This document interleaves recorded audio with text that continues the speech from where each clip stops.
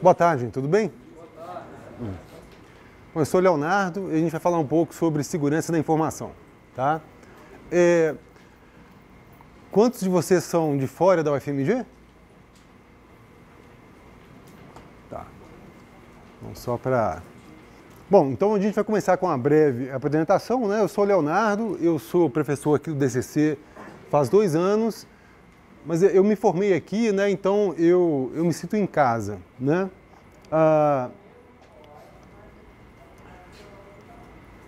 Daqueles que estão vindo de fora, né? Só para eu ter uma breve ideia, né? De qual universidade a gente está falando? Cefet, FUMEC, UFES, UFES, UFAM. Instituto Federal. Você assistiu meu mini curso lá no SBSEG esse ano? Assistiu? Sim. Instituto Federal, da onde, hein? Norte de Minas Gerais, Montes Claros. Bacana. UFCG. UFCG? Ah, que bom. Da onde? Tá, bom, sejam todos bem-vindos, né? Alguém de pós-graduação aqui já? Muito bom. E alguém já tem algum background, conhecimento de segurança da informação? 1, 2, mais alguém? 3? Tá. Experiência com qual parte da segurança? Criptografia não é o meu ponto forte, mas segurança geral, segurança de rede, segurança de sistema, segurança de site. Cripto é seu ponto forte? Você é já aluno de pós? Não, Ah, segundo semestre, já é graduação. tá. Você vem da onde? Da PUC? Da PUC? Coração Carente. Perdão? Coração Carente. Bacana. Tá, bom. Só para ter uma ideia também, né? Como toda palestra é para um público, né, embora especializado, mas não de segurança, né, o nível vai se manter para a gente que está incipiente na área, tá certo? Então, assim, né, para os experts, eu peço perdão, né, mas quem quiser aprofundar o conhecimento e eu puder colaborar, pode me procurar, tá? Bom, a segurança, né, da informação hoje abrange um grande número de tópicos, né, e é quase que impossível ser proficiente em todos eles. Já há algum tempo existem cursos de graduação em segurança da informação, né? Então, a gente está falando de classificação de informação, continuidade de negócios, segurança de aplicações, forense computacional, política de segurança, segurança de redes, controle de acesso. Algumas dessas áreas são sobrepostas, né? Tem uma sobreposição de tópicos, mas podem ser consideradas áreas distintas de SI. Segurança física, né? Você vai proteger um parque computacional, você também precisa se preocupar com a segurança física do sistema, né? Não adianta nada você ter um ambiente super robusto se o adversário tem acesso físico ao sistema, né? Direito digital, privacidade e criptologia, né? Onde se encontra a criptografia e a criptoanálise. Então, assim, é bastante coisa, né? Tem um etc. também. Então, eu dividi essa palestra em alguns tópicos. Novamente, vou falar de forma genérica, né, dado o tempo, né? E para o nosso cameraman aí, né, a cada slide azulzinho, né, é uma mudança desses tópicos, tá certo, Wesley? Obrigado, viu, por estar nos suportando aí.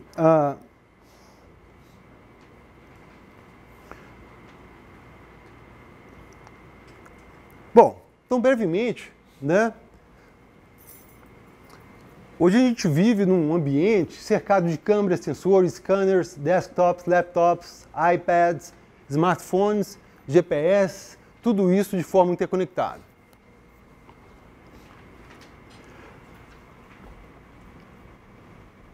A gente vive num cenário onde a computação ela é o quê? Ela é onipresente, né? E como prover privacidade num ambiente de monitoramento onipresente? Além do mais, além desse espaço inteligente de computadores, de elementos, dispositivos computacionais, existem também spams, existem malwares, existem ataques de toda a natureza. Ou seja, inúmeros incidentes de segurança, né? Para que a gente seja objetivo, né?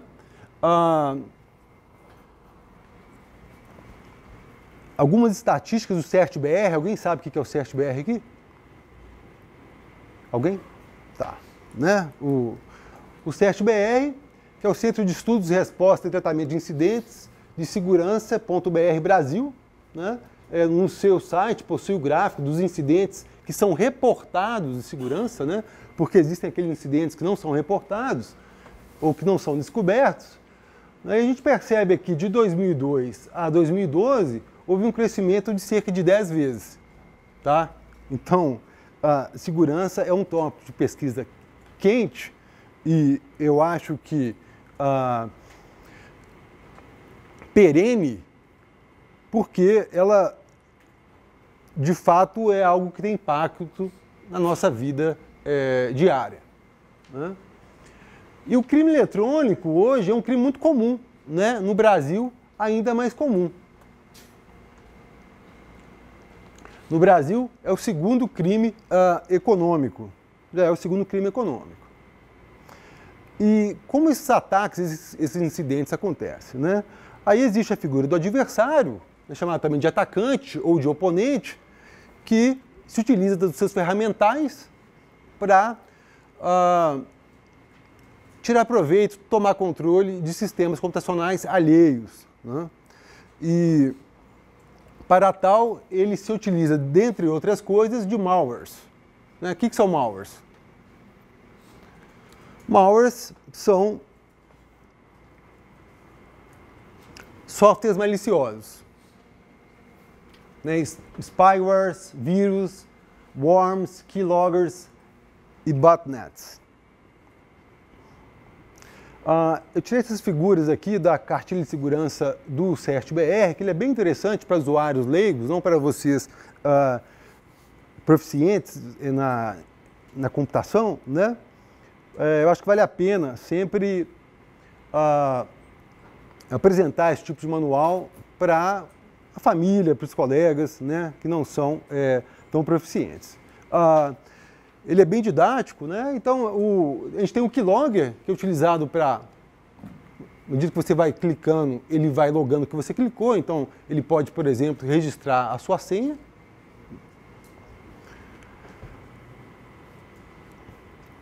O screen logger, que ao contrário, né, de registrar a sua digitação, ele registra, né, screenshots, né? E qual o mais perigoso, né? O screen logger, não sei se vocês tiveram chance de utilizar teclado virtual em algum internet banking, né? Mas o teclado virtual, a ideia originalmente era essa, né? Que você então não precisasse teclar e os keyloggers, que eram bastante comuns, populares naquela época, esse dispositivo conseguia, né, contornar esse ataque. Mas facilmente, né, rapidamente, o screen logger se tornou mais comum do que o keylogger e aí eles perderam um pouco o sentido. Né? BAT ou botnets, cujo nome vem de robot, né, bat ou robô, e é um outro tipo, né, de ferramental do adversário, e a ideia é que o atacante, de forma remota, né, ele consiga controlar aquela entidade maliciosa que está embutida em um outro sistema. né? E botnet é uma rede de bots, né? Então, é muito utilizado para ataques de negação de serviço, né? Onde o adversário infecta várias máquinas alheias e aí então fala, olha, agora ele controlando essas diversas máquinas, ele dispara um ataque, né, partindo de computadores legítimos, de usuários legítimos, mas que estão infectados em direção a um único alvo. E aí acontece um ataque de DOS, um ataque de negação de serviço. Tá certo? Tudo bem? Alguma dúvida? Tá simples, né? Ataque de negação de serviço, né? Quem aqui sabe o que é um DOS? Tá. Bom, o DOS, né, ele é quando você demanda do sistema computacional mais do que ele consegue prover, né? Nenhum sistema é projetado para atender o pico, né? Houve um apagão em alguns estados do Brasil ontem, né? E um dos potenciais motivos é que tem havido uma demanda por energia elétrica, dado calor, ar-condicionado, etc., maior do que o convencional, né? E como o sistema não foi projetado para o pico, o que acontece quando a demanda é tão grande? O sistema cai, né? Quem é da época que você decide? Eu estou ficando velho, né? Então tem gente que não sabe o que é você decide, não? Hã? Você sabe o que é você decide? Não? Tá. Né? Então o que acontecia, né? Tinha a série, né? Chegava um certo momento que as pessoas ligavam lá para, né, o 0800 para decidir o final que gostaria de assistir, né? Naquele momento havia um DOS das centrais telefônicas, né? Então houve todo um sistema de barrar pedidos telefônicos em alguns estados para não chegar na central, salvo engano, do Rio de Janeiro, né, dado que a Rede Globo está lá, para que não caísse o sistema telefônico. Tanta gente querendo ligar, né, que o sistema ficava inoperante. Então essa é a ideia do DOS. O DOS ele pode ser distribuído, né, como eu mencionei aqui, o controlador, o adversário, com o seu controle remoto, o seu joystick, ele pode demandar que várias pessoas, né, vários computadores infectados ataquem o mesmo alvo e aí ele fica mais desafiador ainda, né? Porque o alvo, você está atacando um servidor, ele não tem discernimento para saber qual demanda é legítima e qual demanda é maliciosa, não é? Um outro tipo de ataque é o ataque de força bruta, né? Onde o adversário ele tenta todas as possibilidades a fim, né, de encontrar o valor correto, como por exemplo uma chave criptográfica ou uma senha, né? Aparentemente o LinkedIn, né, ele sofreu um ataque de força bruta, né? Acho que há uns 2 anos atrás, onde as senhas dos usuários foram vazadas. Alguém lembra disso? Né? No Brasil, aparentemente as senhas mais comuns era entrar, bonita e princesa. Segundo a reportagem, né? Uma área de pesquisa que a gente vem trabalhando bastante é a área de segurança de software, né? Hoje a gente tem um projeto, né? Esse projeto é patrocinado pela Intel, né? Um projeto pioneiro que a Intel patrocina aqui no Brasil. Um projeto grande, tem vários alunos envolvidos. Eu vou falar um pouco sobre segurança de software, tá? Novamente, de uma forma bem alto nível, né? Mas só para dar aquele gostinho do que é fazer pesquisa nessa área. Um dos principais ataques, eu diria talvez o pai de todos os ataques, é o buffer overflow, né? É a partir dele que outros ataques ocorrem, ele é a porta de entrada para outros tipos de ataques, né? O adversário realiza um buffer overflow, toma conta do sistema, toma controle do sistema e a partir daí ele dispara outros ataques. E a origem dele, a origem da causa, é o fato de que a linguagem C, dentre outras linguagens, não checa limites de arranjo. Então, você pode escrever num arranjo num buffer de forma indeterminada até overflow, né? Você passar os limites desse arranjo e estourar esse arranjo e alcançar uma área de memória na qual você não deveria estar escrevendo. Bom, aí tem uma coisa errada, né? Aí você escreve uma área de memória que você não deveria estar escrevendo e manipula o programa. Então, é assim que funciona, né, o buffer overflow. E quando o buffer overflow ele ocorre na pilha, né, na stack em inglês, ele é chamado de stack smashing. E aqui uma ilustração desse ataque, né? Então tem aqui a pilha, né, em determinado momento do programa, tem a pilha, está sendo filmado, eu não posso sair dessa área aqui, então às vezes eu saio, né, mas o atacante, ele sabe que existe aquele programa não checa limites, então ele provisiona, né, dá como entrada para aquele programa uma quantidade de dados. Ele dá mais uma quantidade de dados para o programa, e o programa recebe. Bom, era para checar limites aqui, ele não checa e o usuário continua provisionando dados. Ele continua.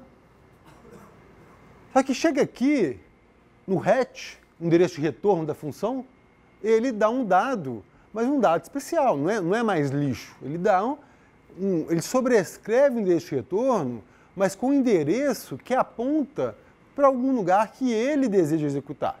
O que é o endereço de retorno? O endereço de retorno é o endereço do código que será executado após o retorno de uma função. Então ele está alterando o fluxo de execução do programa ao sobrescrever o endereço de retorno. Então agora esse programa não mais vai retornar para onde ele deveria, mas para onde o adversário gostaria. Não mais para hatch, mas sim para hatch linha. Né? E esse hatch linha em geral é um /bin /shell. /bin /shell é um comando que, se executado, ele te abre um shell. Né? Um shell é um prompt de comando, né? Uma tela do MS-DOS, por exemplo, análogo no Unix a uma tela do MS-DOS, que você então executa o programa que você quiser. Então, a partir de então, né, é a porta de entrada para outros ataques. Aí ele pode dar um /rm-rf e apagar todo o sistema. Ou pode fazer o que, né, dentre outras coisas. Uma forma de contornar o stack smashing é através de canários. Né? Ele foi proposto por Cohen e outros em 98 e é chamado de canário porque faz analogia às minas de carvão, onde se emprega canários, né, para monitorar a existência de gases tóxicos, gases nocivos. Né? Então, se o canário ele é afetado por esses gases antes do ser humano. Né? Então, se ocorre algo com o canário, sabe, opa, peraí, alguma coisa errada está ocorrendo. Né? Aqui, a mesma forma, né? Ele é colocado logo antes do endereço de retorno e se o endereço de retorno e se o buffer for estourado e o endereço de retorno sobrescrito, o canário também será sobrescrito. Não é verdade? Né? Para chegar daqui até aqui, você tem que passar por aqui. Não exatamente, nem sempre. Né? O canário não é uma solução, não é uma bala de prata, não é uma solução para todos os problemas, mas dificulta. Ocorre que, passando por ali, ele gera um alarme e aborta o programa. Tá? Então,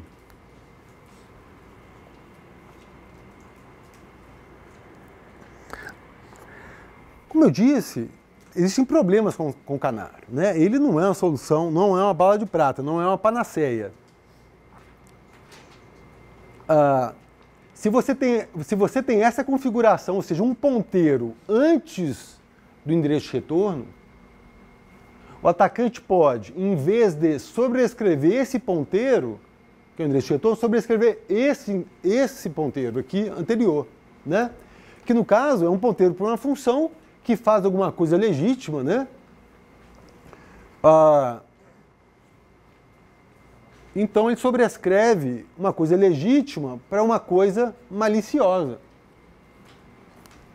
sem afetar o canário. Não tem que passar por ali.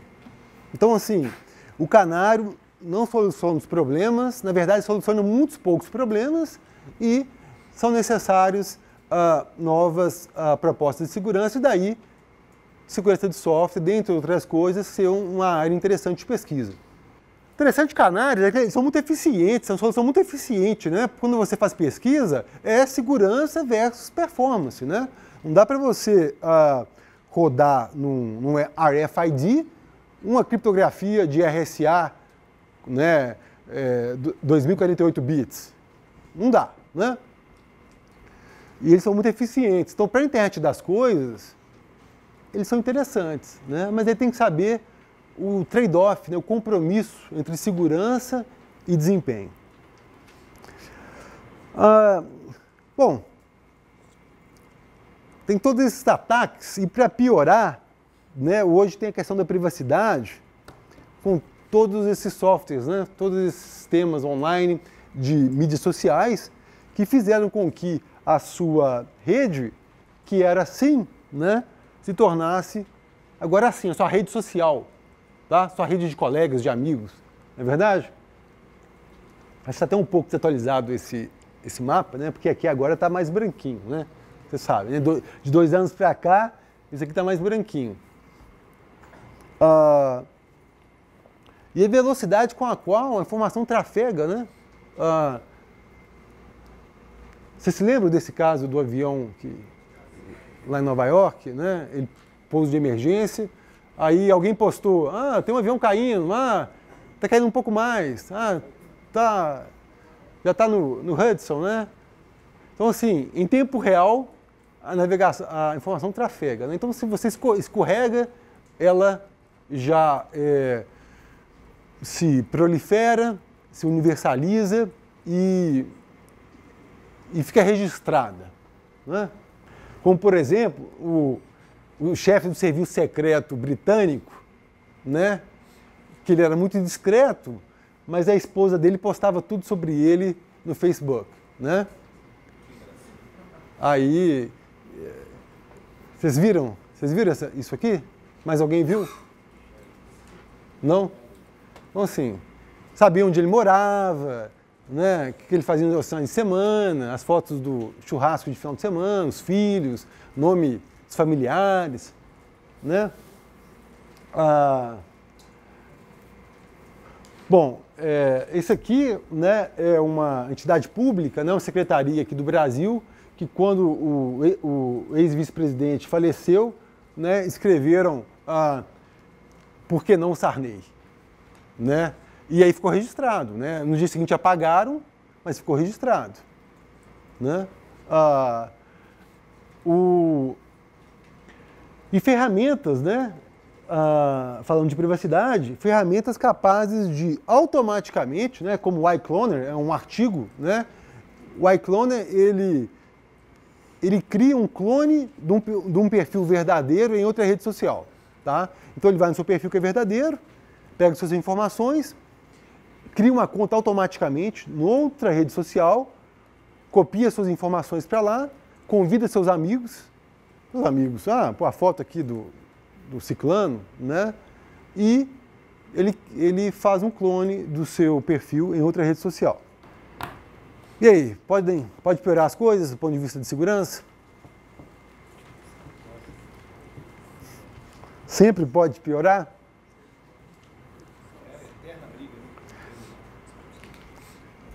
Uma corrida armamentista? Bom, com a internet das coisas, que, né, uma das minhas áreas de pesquisa é a internet das coisas, já há algum tempo, mesmo antes desse nome, eu já trabalhava com a internet das coisas, só que tinha outros nomes, né? Redes de sensores, RFIDs, UbiComp, né? Computação ubíqua, computação pervasiva, e agora tem esse nome, internet das coisas, né? Mas a internet das coisas está aí, em termos de pesquisa, já tem mais de 10 anos, já tem uns 15 anos, né? Tem artigo de 98 falando sobre redes de sensores, né, que vão te monitorar. Você está falando de 15 anos atrás, tá? Mas agora o mercado adotou esse nome, né, parece um nome mais forte, mas o fato é que existem uma série de benefícios sobre a internet das coisas, mas se a gente não tiver técnicas de segurança para poder garantir o sigilo da informação monitorada, existe a exposição completa da vida alheia e da vida privada. Né? O que acabei de comprar, o que estou vestindo, o que estou lendo, já tinha alguma fratura, não é? E aí, pode melhorar ou piorar? Esses sensores em miniatura vão expor não somente aquelas informações, mas informações vitais. Vitais na acepção da palavra. Não é? Não pode piorar mais, né? Tá bom? Bom, se além da privacidade, essas coisas da internet das coisas estiverem infectadas. Teve um ataque no início desse ano aqui, ou em dezembro, né? Onde houve aí um ataque de botnet com 100 mil coisas. Não, né? Não apenas aqueles elementos, aqueles dispositivos computacionais convencionais, mas com as coisas infectadas. Geladeira, televisão, né? Ela tomar o controle dela para ela atingir um alvo, né? E aí, pode piorar? Como? Como é que pode piorar? Chegou no fundo do poço, não? Como é que pode piorar? Mas aqui a gente já está partindo da premissa que assim, as coisas estão infectadas, né? Bom, tudo isso na nuvem, não é? Então, tudo isso e seus dados na nuvem ainda. Não é? Bom, pode piorar, gente? Sempre pode. Sempre pode. Né? Mas na nuvem, por que na nuvem piora tanto? Né? Porque além dos problemas tradicionais, a gente enfrenta outros tipos de problema que eu não sei se todos vocês já pararam para pensar. Né? Por exemplo, problemas ligados ao controle de dados e jurisdição. No momento que você deleta, né, um e-mail de um provedor nuvem, ele foi de fato deletado? Como proteger a propriedade intelectual daquele seu projeto, daquela sua patente, daquele seu artigo que você está salvando num Drive, num Dropbox? Ou seja, primeiro a gente falou da integridade, agora a gente está falando da confidencialidade, eu prefiro a palavra sigilo, né, daquele dado. Então, traz isso. Antigamente você tinha ali o cliente de e-mail local, Pine, Outlook, Thunderbird, você apagava, né? Bom, por alguém, né? Será que alguém está tirando proveito do documento de política de segurança que você salvou na nuvem, ou da sua patente, da sua pré-patente, né? Por alguém, de quem que eu estou falando? Bom, dentre outras pessoas, eu estou falando do... né?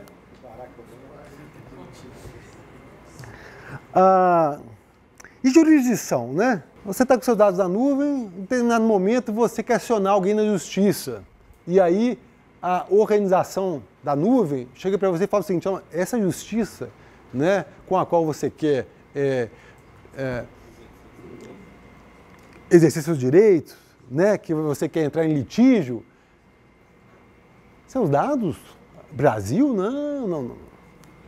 Seus dados estão no norte da Suécia, né? Seus dados, né, as leis lá não são regidas pela Constituição do seu país.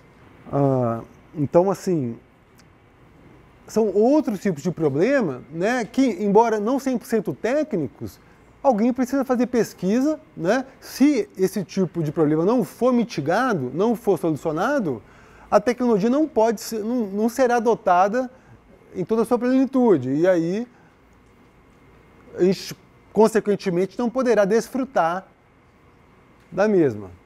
Tá? Então, precisa ser solucionado. A boa notícia é que existem protocolos criptográficos que, por exemplo, são capazes de provar para você que o seu e-mail foi deletado. Existem protocolos criptográficos capazes de possibilitar com que você faça uma busca no banco de dados, na nuvem, mas sem que o provedor de banco de dados tenha acesso aos seus dados. Seus dados estão lá cifrados e você faz busca neles cifrados. Tá? A criptografia homomórfica, né, ela possibilita esse tipo de ferramental. Mais razões para investirmos em segurança, né, é o impacto que ele pode ter na sociedade. E dentre alguns impactos, eu acho que a segurança da informação ela tem esse apelo especial, né, que ela aborda democracia, soberania e tem uma chance grande, um potencial enorme de transferência tecnológica. Em março de 2012, né, o TSE abriu um concurso para que alguns grupos, né, pudessem auditar a urna eletrônica. Né? Essa auditoria não é uma auditoria propriamente dita, porque o TSE não dava amplos poderes para quem quer auditar. O ideal, né, na minha opinião, era que o TSE, né, assim como a gente pode auditar um Linux, o código está amplamente aberto, e isso é uma das razões pela qual o Linux e os softwares de código aberto são mais seguros, porque ele está aberto, disponível para o escrutínio da sociedade como um todo. Né? Então, o ideal seria que a gente tivesse acesso à urna eletrônica, que ela passasse 6 meses aqui no nosso laboratório. Né? Mas não, né? Acho que foram 1 ou 2 dias, eu não participei, e era um ambiente controlado, né? Com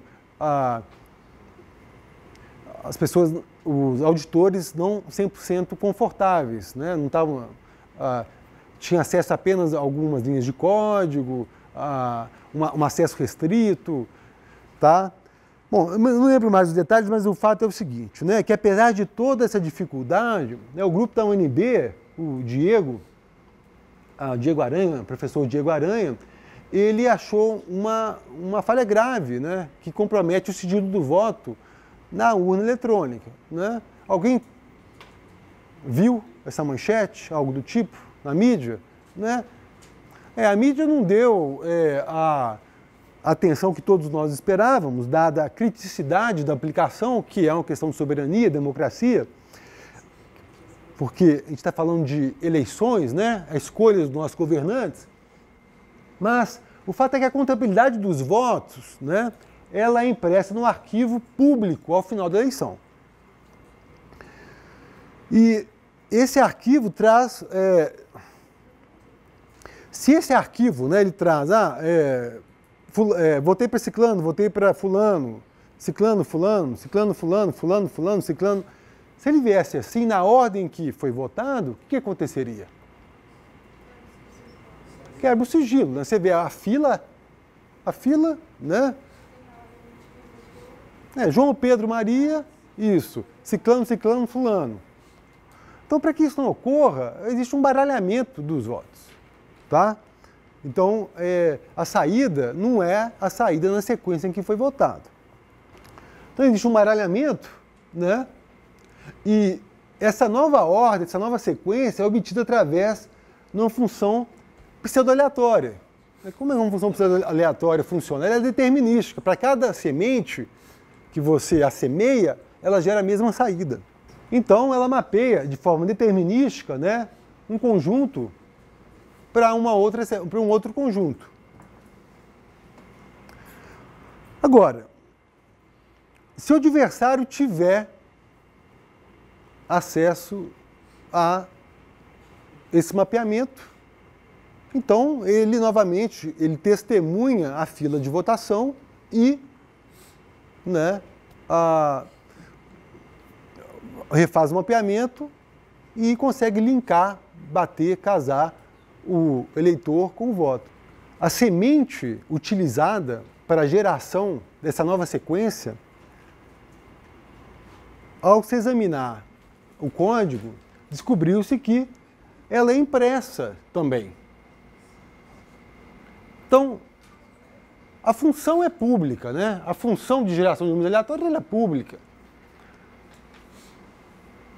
A fila da urna, a fila da zona eleitoral, da sessão eleitoral, ela é pública. A semente é pública. Né? Então, a gente consegue chegar no algoritmo, né, para um voto de cabresto. Tá? Observa a fila, obtém a sequência de votos, associa o voto a cada eleitor, né, e o adversário dispõe de tudo que ele precisa, né? A função de baralhamento e a semente aleatória, que é aquela zerésima que eu identifiquei. Né? Bom, existem vídeos sobre esse, né? E o sigilo do voto, então, é comprometido. Existem vídeos sobre esse problema na internet, se alguém quiser mais informações, existem reportagens, CBN, jornais, revistas especializadas.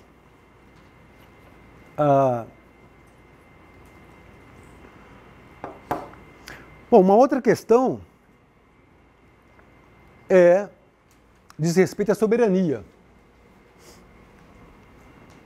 Uma outra questão para nós investirmos em segurança tem a ver com a soberania. Né? Segurança da informação, ela já há muito tempo, né, é utilizada no contexto de guerras ou de domínios, tá? Impérios. Então a cifra de César, supostamente utilizada por César, né, já no Império Romano era utilizada para conversar, trocar mensagens cifradas.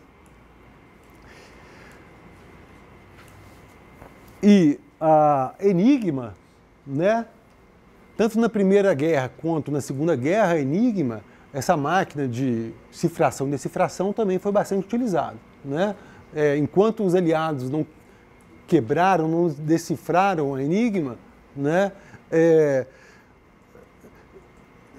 ou melhor, a partir do momento que os aliados quebraram a Enigma, que não era uma criptografia forte, propriamente dito, eles passaram a ter muito mais vantagem sobre os inimigos. Né?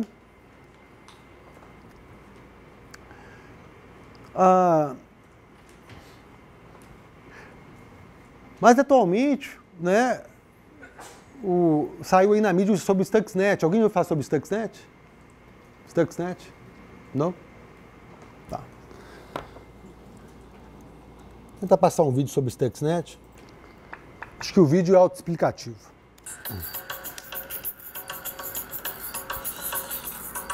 In June last year, a computer virus called Stuxnet was discovered lurking in the databanks of power plants, traffic control systems, and factories around the world. 20 times more complex than any previous virus code, it had an array of capabilities.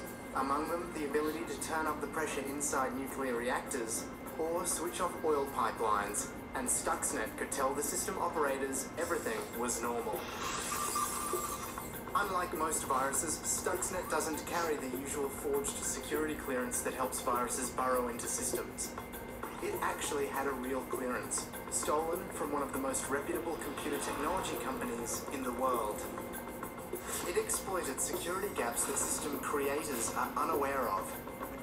These holes are known as zero days, and the most successful viruses exploit them.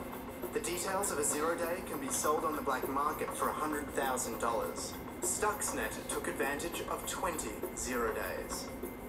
But once it got into a system, it didn't always activate. Buried deep in the Stuxnet code was a specific target. Without that target, the virus remained dormant. What was it looking to shut down? the centrifuges that spin nuclear material at Iran's enrichment facilities. Stuxnet was a weapon, the first to be made entirely out of code.